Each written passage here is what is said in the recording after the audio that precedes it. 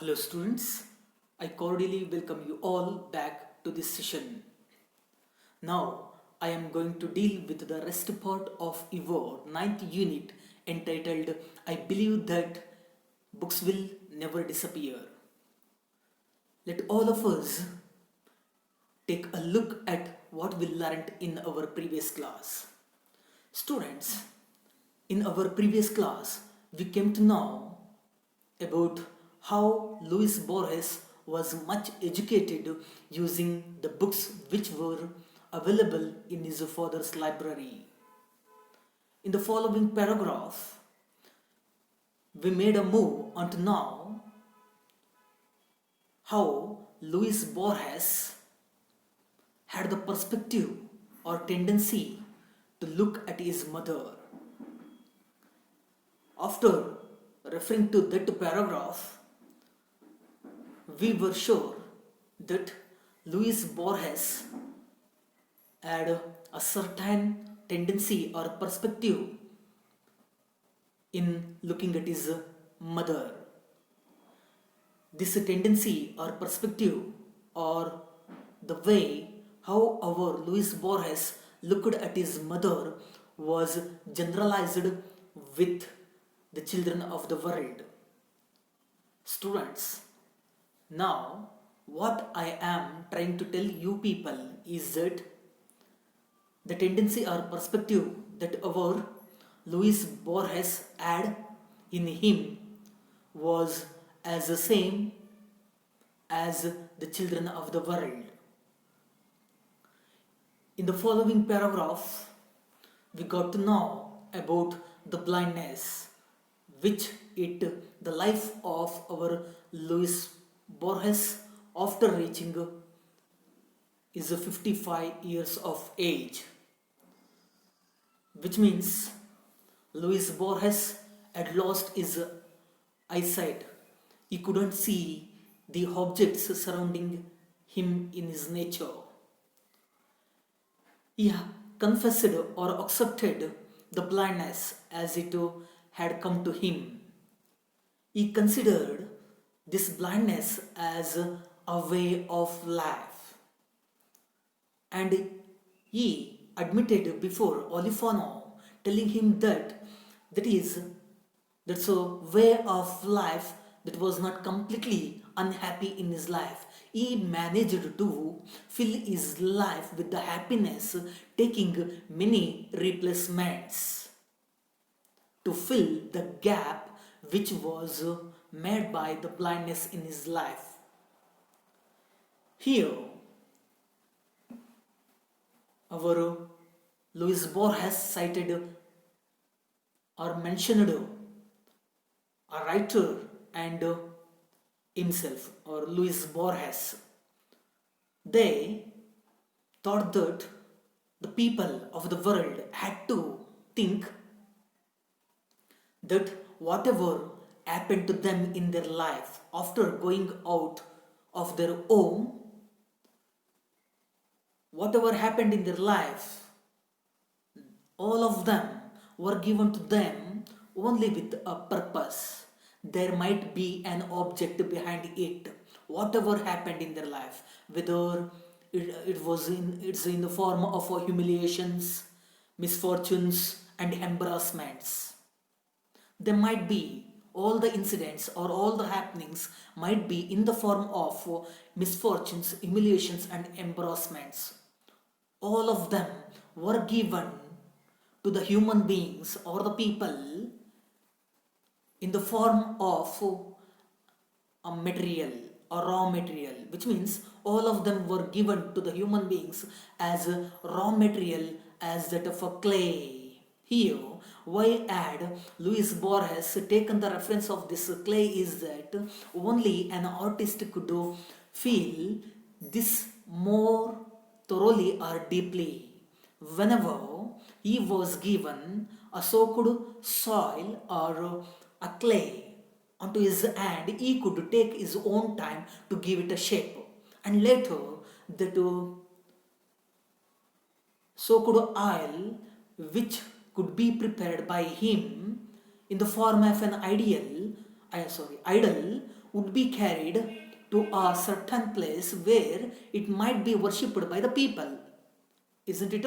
So that whatever happened in our life, we had to consider that all of them were given to us only with a purpose. As a clay was given to an artist to give it a shape, as we were given these misfortunes, humiliations, and embarrassments, we could also give them a shape as an art, artist had done to his so-called soil or clay. Later, in the following paragraph, Olifano cited an example of Homer, who was a Greek epic poet who had composed two great epics entitled Iliad and Odyssey. Here, Olifano made a mention of the verse Odyssey here. What was written in his great epic Odyssey is that the gods wrought. The mighty God was the reason for all the living beings' survival on this earth, could give a shape to all the living creatures. In the meantime, the same mighty God could also give or bring a destruction to all the living things on this earth. And Homer kept saying that there might be a song or life to those people who yet to be born, who couldn't see the things around him. Still, there might be a song or life. This process of life kept going on by the God. Borges, on listening these words from Olifano, Borges said that in one of his poems, he mentioned that humiliations or insult, misfortune or bad luck conquered, or we could say that a lack of harmony amidst people, all of them were given to us in our life, in every walk of our life. You imagine yourself that when you step your foot outside of your home, you people might be subjected to the humiliation. You might be humiliated by the other people in the society. You might be subjected to the misfortune or bad luck whenever you are hit with that. And this is how the obstacles, impediments, or many problems come in our life, as all of these humiliations, misfortune, and discord were given in our life, we could transmute or change them in the favor of us, as an artist did earlier with the clay as he was given it. By giving it a shape, we could take that idol to a place where that idol is being worshipped by the people.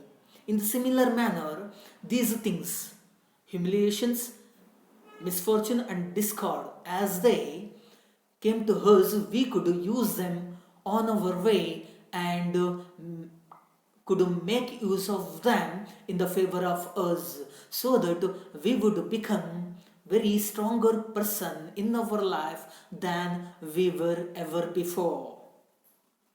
And these were the toughest or miserable circumstances or conditions in our life, in the human being's life, that they ever faced. These were the very toughest situations in our life. So, by changing these circumstances or the toughest circumstances of our life into our eternal life, by changing them, and we could set our ambitions to, after changing those toughest situations or circumstances of our life into a eternal one, where we could live our life ever long lasting. And later, Luis Borges brought one of the German writer Goethe into his memory, Goethe's words into his memory,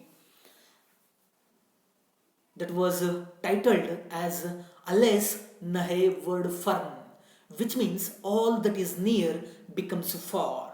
It is true in all the cases of the human beings. In this verse, all that is near becomes far, Goethe referred not only to the death or sunset, where all the activities of the living organisms come to an end, and but rather Goethe, in his poem, he made a mention of the life as well, where all the living creatures could live their life very actively. All the things one day left us, which means, according to our Luis Borges, as he saw in his life, as he experienced it in his own life, he was of the opinion that all the things leave us. One day they would take their presence from us. In the case of our Luis Borges, the visible world moved away from his eyes after losing his eyesight. I told you people earlier that he lost his eyesight after reaching his 55 years of age. When he crossed his certain age of 55 years of age, he couldn't see the objects surrounding him in his nature, surely forever and ever. But he was very fortunate fellow that to fill the gap done by the blindness in his life. The place which was emptied by the blindness was filled or was replaced by many other things in his life after accepting the blindness. This is definitely a similar thing to the humiliations, concord, embarrassments, and misfortunes in our life. This is the very toughest time that our Luis Borges had ever faced in his life. He confessed before Olifano that his duty was only to accept them, or accept the toughest situations or conditions in his life, which means the toughest situations in his life was the blindness which had struck the life of our Borges. So, Borges was made to accept in his life as far as possible, to enjoy the things in his life as they had come in his life. So, Luis Borges still continued acting before the world as if to make them to understand he was not at all a blind man. He still had brought many books and put them in his library, in his own home. He went on buying a number of books and accumulated them in his own home. He made it as his father made it one of the mini library. Our Luis Borges followed the same suit or followed the same thing as his father did. Later, Olifano took interest to know about the theme or an idea of the books. Borges, after listening to the words of Olifano, told him that he had a very strange dream which our Luis Borges was unfamiliar with.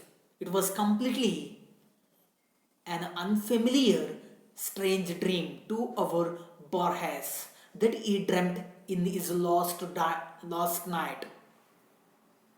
He visualized the burning of the great library. The great library was the library of Alexandria, the great library of Alexandria of Egypt. This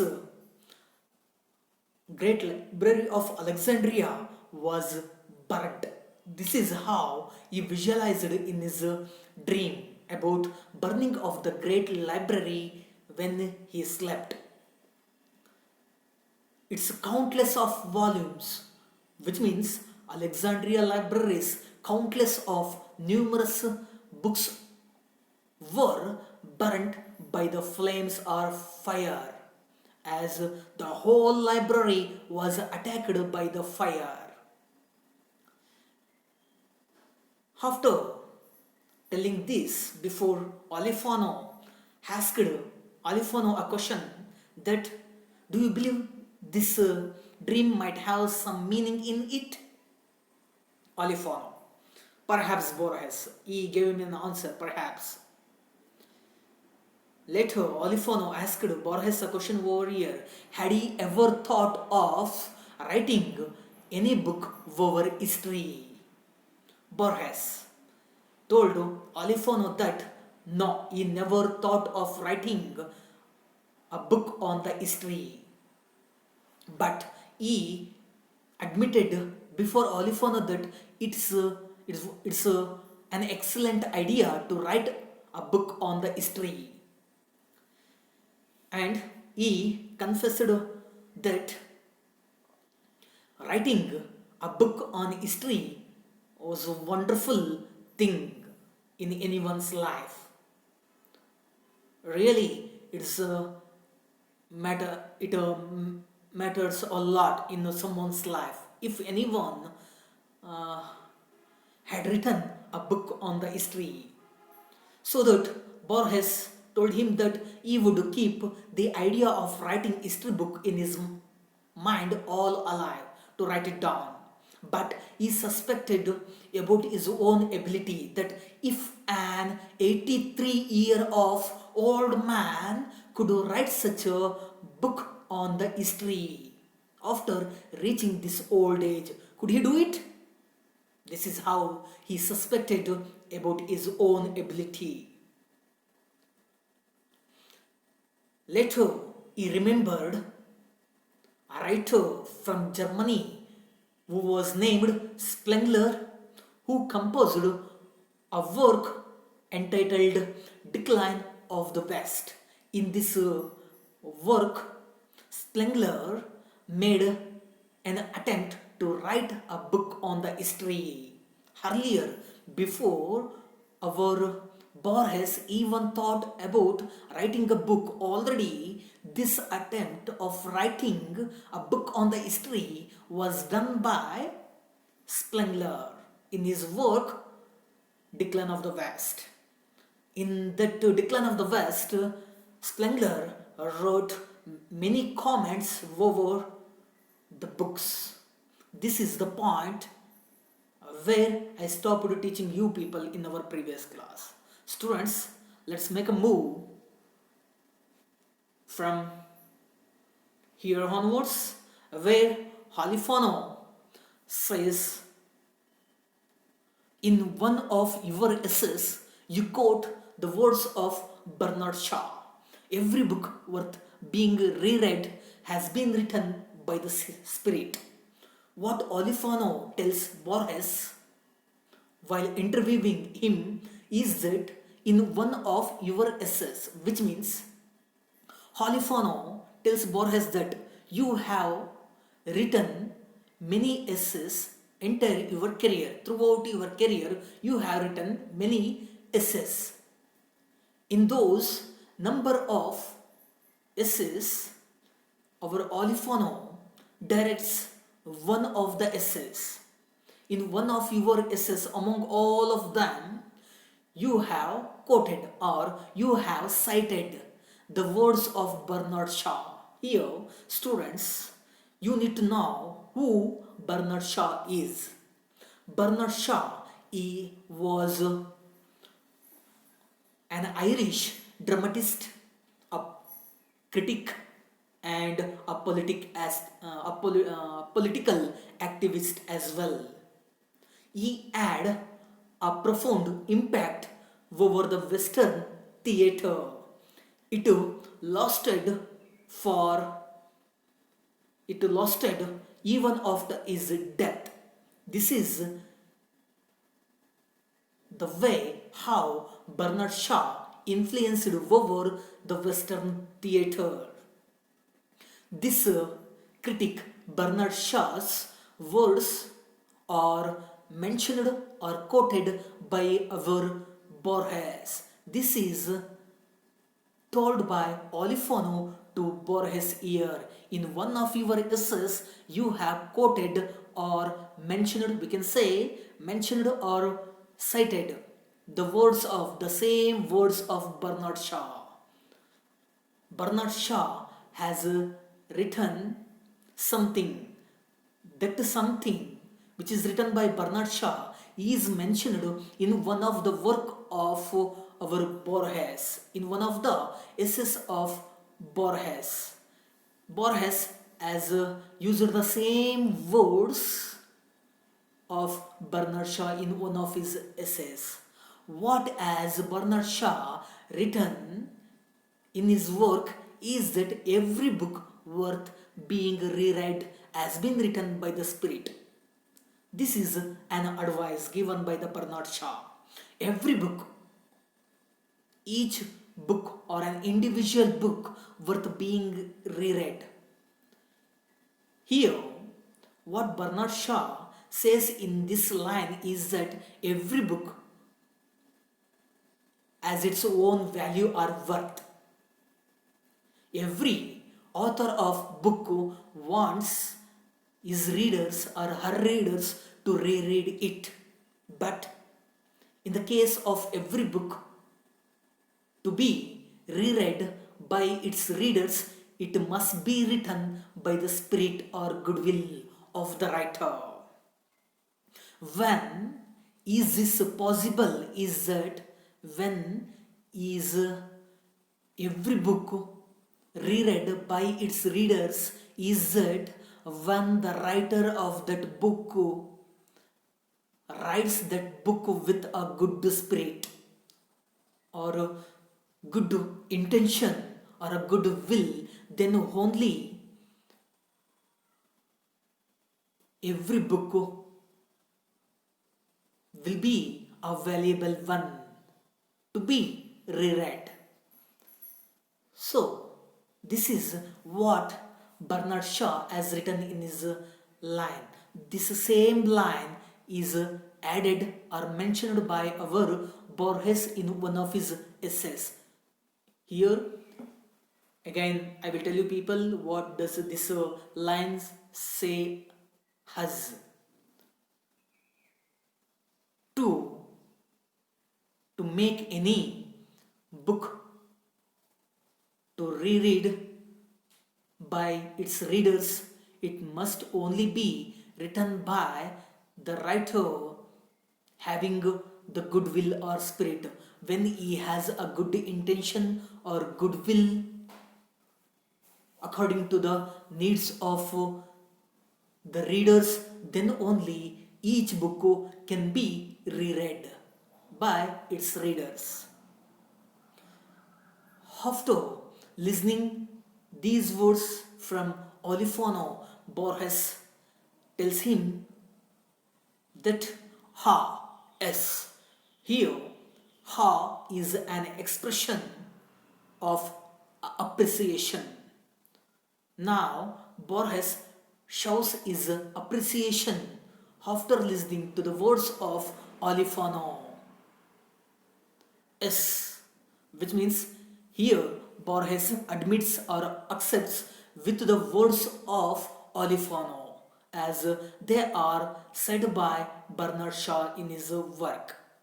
He also admits that's why he has mentioned those words of Bernard Shaw in his one of his essays. I completely concur with that notion. Here, concur, which means agree. Borges, he quietly agree with that notion or an idea. This is an idea. Every book worth being reread has been written by the Spirit is an idea. When we take this line into our account as an idea, our Borges tells every reader that when is this possible is that when a writer writes his book after having a spirit or goodwill in him. So Borges, after having this notion in his mind, after accepting this idea of Bernard Shaw, after keeping this all alive in his mind, Borges here he completely admits or accepts with that idea.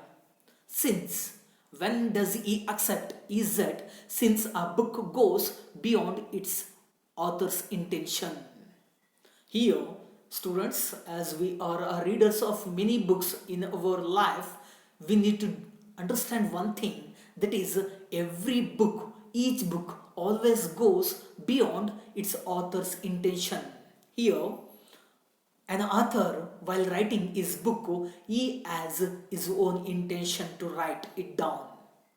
He has many intentions in him, whether it might be his own interest or the needs of the society or the needs of the readers as well. But a book always goes beyond the extension or boundary of any author's intention. I told you people earlier that just now I have made a mention that author's intention or an objective is only confined to himself. It's only confined, it's only restricted to himself only. But a book always keeps going beyond the extension or the boundary of author's intention or objective. The objectivity of an author is only limited, but there is no end at all to any book when a reader takes onto his hand to read it. When a reader goes on reading a book, its objective keeps going as the reader reads it. The author's intention is a meager thing. Here, Borges is of the opinion that any author's, whoever it may be, any author's intention or his objective is only a meager thing or a small thing. We can say that a little thing. I told you people earlier that it might be a limited one. It's only confined to himself. There is a boundary around him. This is how an objective is kept by the author. The author's intention or an objective is only limited. It has only a smaller scale around him. So there is a certain boundary in our authors, but a book always goes beyond the author's intentions or a fallible thing, which means an imperfect thing. There might not be an imperfection, there might not be a perfection in any author, which means fallible. What I mean to say is that fallible thing is nothing but an imperfection. There might be an imperfection in any author. He is not at all a perfect man, as he writes books. So we can observe many things being reduced only to himself, as he keeps many objectives only to limited, only in a very limited scale. In a book, every book, there is a need for something more. Here, Borges opines that in any book or every book, in each book, there is a need for something more. That is how each reader desires to get something more from the book. There might not be any limited source that we get out of the book. I told people earlier that the objective or the intention of any author is only limited, but always the objective of any book always goes beyond. It cannot be reached by any author. It always keeps going as the reader comprehends it on his own way. There is a need, there is a necessity for something more that every reader desires to get out of the book. Every reader, each individual, each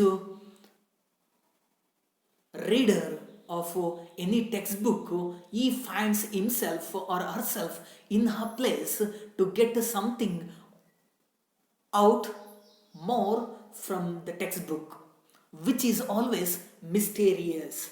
Mysterious in a sense, here you need to understand one thing, that is not an ordinary thing to understand. It is always kept confidentially. It is not known to the human beings. It is always far away from the knowledge of the human beings. That's what we call mysterious one. That is kept hidden. That is unfamiliar to us. That's what we call mysterious, which is always mysterious. The thing that the readers always desires or likes to get out of the book should always be the mysterious one. That is what we the readers always want to get something more out of the book. When we read an ancient book, it is as though we were reading all the time that has passed from the day it was written to our present day. Here, our Borges has suggested is readers that when we read an ancient book, here, when we the people, when we the readers take a book which is an ancient book into our hand to read it down, it is our reading should be. How should it be? How should our reading be? Is that as though we were reading all the time that has passed from the day it was written.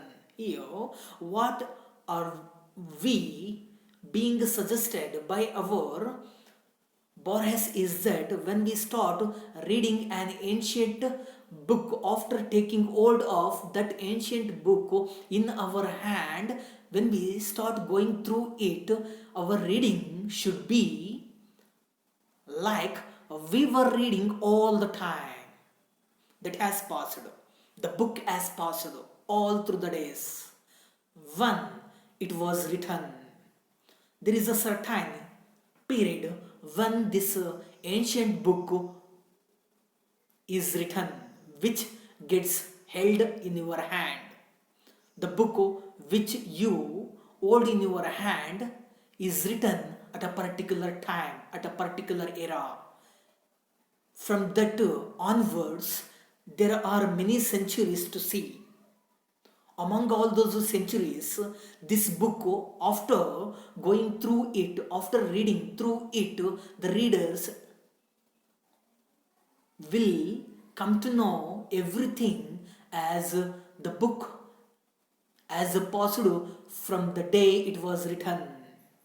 From the day it was written, it has carried all those readers all along the centuries till today, or till this day, to the present day, or we can say to the present day, all through the years, all through the centuries, the book which is written in the in that certain era, or in that certain time, that has carried all the readers all along the centuries to know what has happened all along the centuries till the present day. This is how our reading should always be. A book can be full of errors. Here, our Borges unfolds one reality over here, that is, a book can be full of errors. Here, as we, the readers of many books, we do not know this fact, but we simply go on reading many books as we completely believe in them, as we completely believe in any author. But in contrast to our belief, our Luis Borges opines that a book can be full of errors. We can identify many errors being done by the writer. Many errors or mistakes can be made by an author in the whole book. We can reject its author's opinion. We, the readers, can oppose any author's opinion, as an author or writer commits many mistakes or errors in it.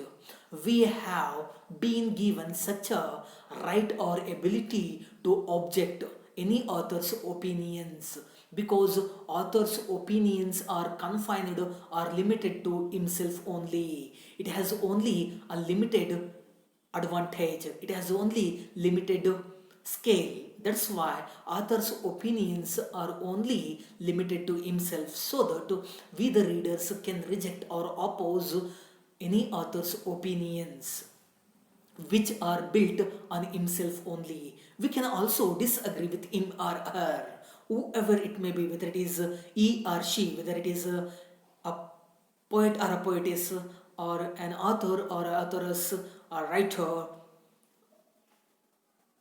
Irrespective of the gender, we can disagree with any author who has written a certain book.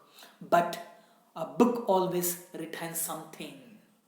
A book that can be full of errors. We can reject the author's intentions or opinions. We can also disagree with the opinion of author. But in contrast to these three ideas, a book always retains something in it. A book which that retains something. A book always has something in it to see. It holds something which we always keeps going through. This book or any book always retains or reminds something in it forever and ever. Something sacred. What do we see is that something sacred can be noticed in any book. Sacred in the sense worthy of respect can be identified.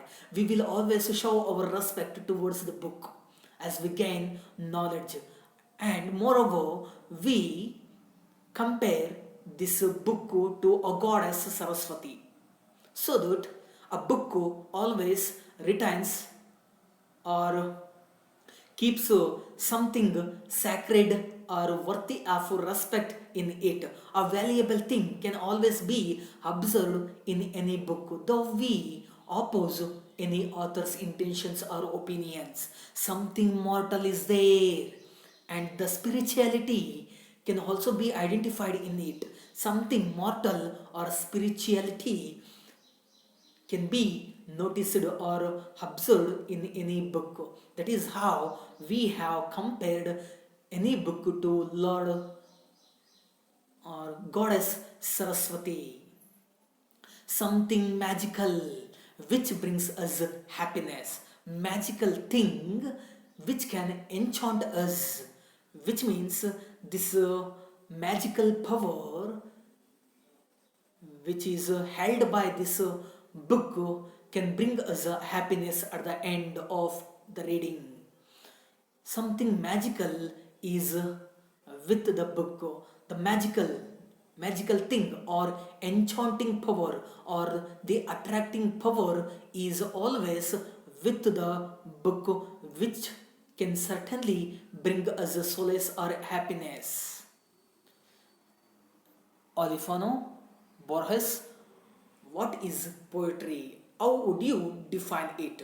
Here, Olifano turns his attention towards poetry. Here, we have another concept to see, that is on poetry. Now, Olifano takes his interest over poetry to know more about it.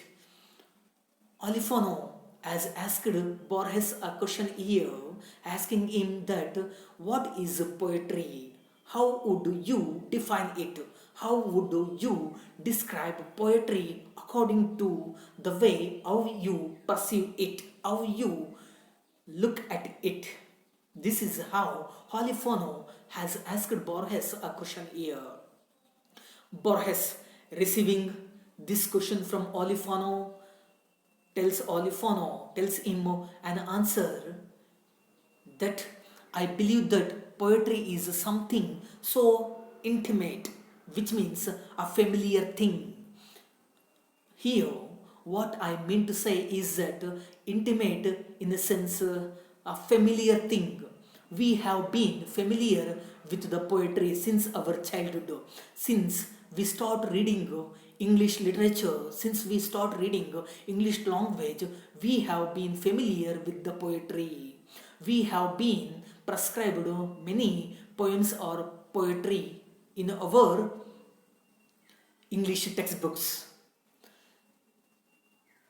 I believe that Borges believes that poetry is something so intimate, which means a familiar thing. Poetry is a familiar one. We are all aware of what poetry is as we started reading this poetry since our childhood. So, in this case, poetry becomes one of the intimate one. We have been familiar with this poetry. We have come to know about this poetry very intimately or in a very friendly manner.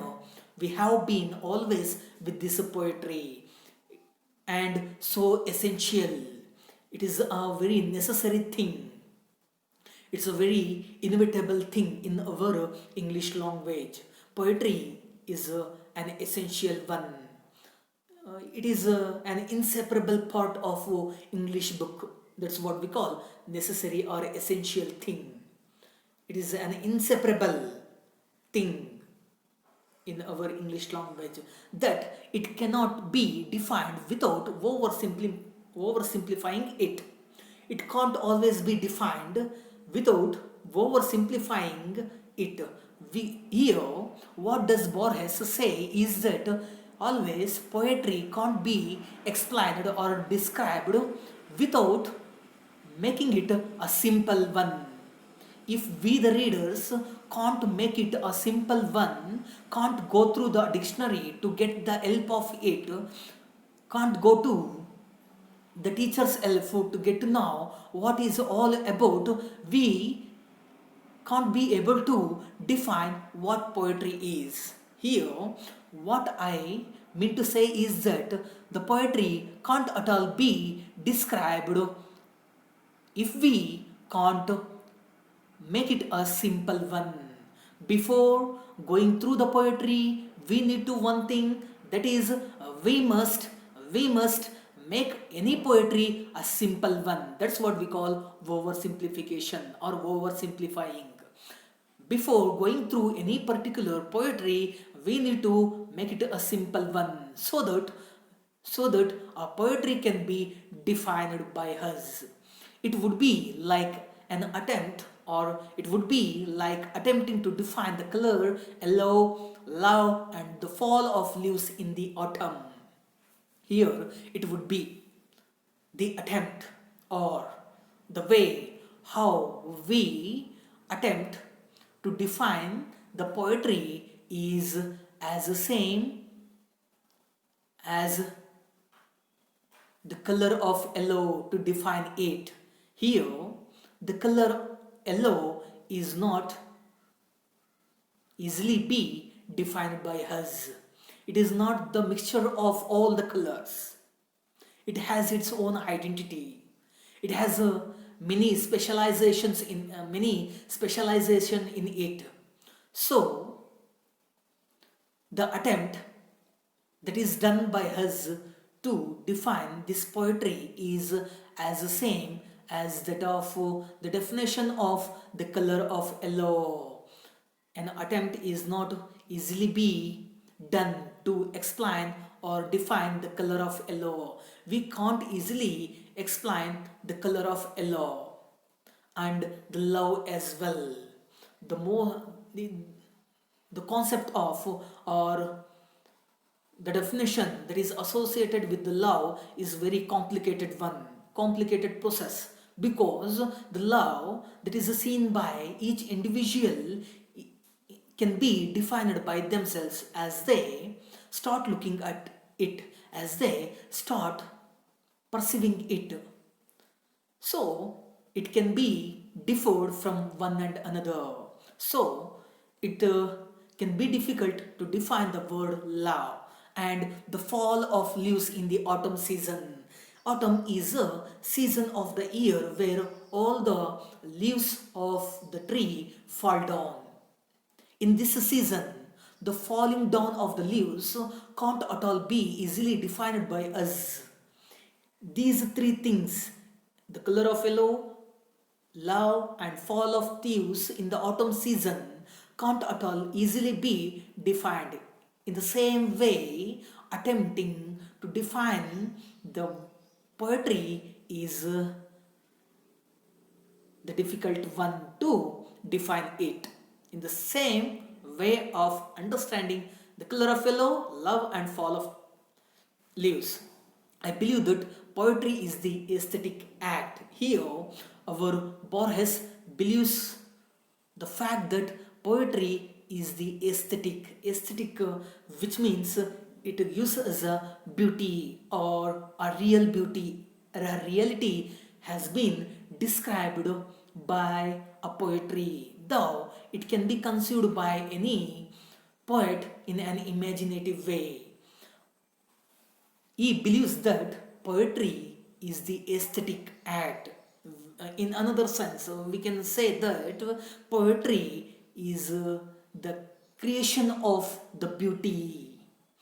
Wherever the poet is, wherever the poetess is, whatever he or she writes, he or she can bring a beauty in it. That's what we call aesthetic beauty. The beauty that is brought out of the poetry by a poetess or a poet. A poet or poetess can bring such a joy after having seen this beauty in the poetry, that poetry is not at all a poem. The poetry is not the poem. Here, further, Borges opines that poetry is not the poem.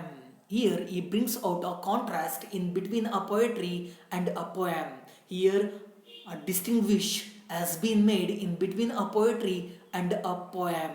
The difference between a poetry and poem is in the following lines. Here, what does our Borges say to bring out a contrast in between a poetry and a poem is that for the poem may be nothing more than a series of symbols. Here, Borges is of the opinion that the poetry may be a nothing one, more than that of a series of symbols. Here, poem is a nothing, but rather it's a series of symbols. There is only a series of symbols used in any poem. Symbols or symbolification is used in a poem to represent another thing. A symbolification can represent or refer to another object using symbols. This is done only in a poem, but in a poetry we can observe many things. I will give you people how can we bring out contrast in between these two words of a poetry and a poem in the very next slide. Here, poem is nothing but it is nothing more than that of a series of symbols. Only series of symbols exist in a poem. But poetry, I believe, is the poetic act that takes place when the poet writes it. Here, I will tell you people the distinction between a poetry and a poem is that poetry is in this poetry what we see is that we can see the words and the language. We can use a poem in a poetry. We can use a words and a language in which both of them have brought out a poetic quality or an aesthetic act using many metaphors like figures of speech, like metaphors, personification, ambiguity. But this poetry is the act of having only those words. Here, I will remind you people one of the definition given by the William Wordsworth, who is a nature poet of English language. He says in one of his work that poetry is a spontaneous overflow of powerful feelings recollected in tranquility. Poetry, that is how it's very different from that of a poem. A poetry, as it is believed by our Borges, he believes that is the poetic act, which means in a poetry it uses an aesthetic act or a beauty, as I told you people earlier. This poetic act comprises of all these things, that is this aesthetic beauty, this aesthetic act or a poet or what we call this beauty or the reality, the real sense can be said by our, can be written in a poetry. And moreover, we can certainly get the joy out of this poetry. There are many poetic elements used using this metaphor, ambiguity, personification, and many things. This is what we see in a poetic act. This poetic act that takes place when the poet writes it. When a poet starts writing a poem, when he starts writing a poem, taking hold of a piece of paper in his hand, this poetic act that takes place, we can identify the poetic act involving many figures of speech. As I told people earlier, metaphors, personifications, simile, ambiguity, and many things are included in this poetic act. When it is identified by us, is it when a poet starts writing a poetry. This poetic act can be observed by us, and when the reader reads it, when the reader takes hold of the book, takes hold of the poetry and starts reading it, then only reader can identify the poetic act that is taking place in that poetry. Reader can identify this poetic act when he starts or keeps reading the book, and it always happens in a very slightly different manner. And this it refers to the word, it refers to the poetic act always happens, that always comes into presence in a poetry in a very slightly, which means in a very little different manner from one poem to another, from one poetry to another poetry in a very distinctive manner. This poetic act always happens or comes into presence. This always happens, this always comes into presence in the poetry in a very little different manner. When the poetic act takes place, it seems to me that we become aware of it. When the poetic act takes place, when the poetic act is observed in any poetry, when the poetic act is seen, when the poetic act is used to write any poetry, it seems to me, it appears to the eyes of our Borges that we, the readers, become aware of it. When we, when the poetic act is identified in any poetry, it appears that we, the readers, are aware of it. We will become aware of it. We will come to know about what poetic act is after taking place in a poetry.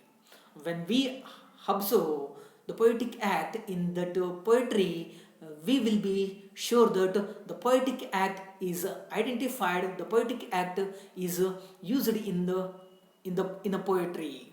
Poetry is a magical, mysterious, and unexplainable thing.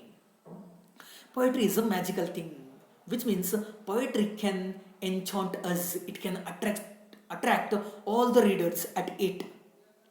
That is how it has a magical power in its hand to fascinate all the readers towards it, so that poetry becomes one of the magical one and the mysterious one. We, the readers of this poetry, can't easily understand or comprehend the things that are inside the poetry, so that many things are mysterious in it, which means many things are hidden. We can't easily understand them. So in this way, the ideas are kept very confidentially in this poetry and unexplainable. We, the readers, can't easily explain the things that are included in any poetry, so that the ideas or notions that are seen in any poetry can't easily be explained, though not incomprehensible event. Although the poetry is not a much difficult one to understand it, though in contrast to the above three one, the poetry is not an incomprehensible or not much difficult to understand. That's what we call incomprehensible. We can understand it after referring to a dictionary, after referring to your teacher, after coming to know what is inside the poetry. We can easily understand it. If one doesn't feel the poetic act upon reading it, the poet has failed. Here, what Luis Borges says, that if one reader doesn't feel the poetic act upon reading it, one reader starts reading it, when he goes on reading a poetry, if he can't find any poetic act in his reading, it means that the poet has failed in all of the attempts that he has made in writing it.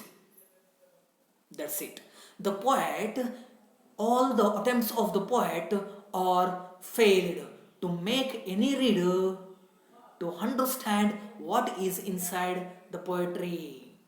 And the poet, in another sense, we can understand that the poet has failed to make the reader to understand what poetic act is. Dear students, let us make a stop over here. The rest part of this present unit will be dealt in our next class.